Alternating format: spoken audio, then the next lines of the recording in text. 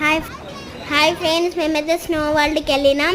అన్నైతే మా పప్ప వీడియో తీసిండ్రు. చాలా చల్లగా ఉండే చూడండి. నేనైతే ఐస్ తోటి చాలా ఆడుకున్నా.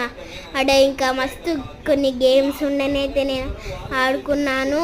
దాంతో మా అన్న, మా అత్త, మా మమ్మీ, మా డాడీ అందరం వెళ్ళినాం. చాలా ఎంజాయ్ చేసినాం. ఆ రోజైతే చాలా మంచిగా అనిపించింది. నెక్స్ట్ అంతే.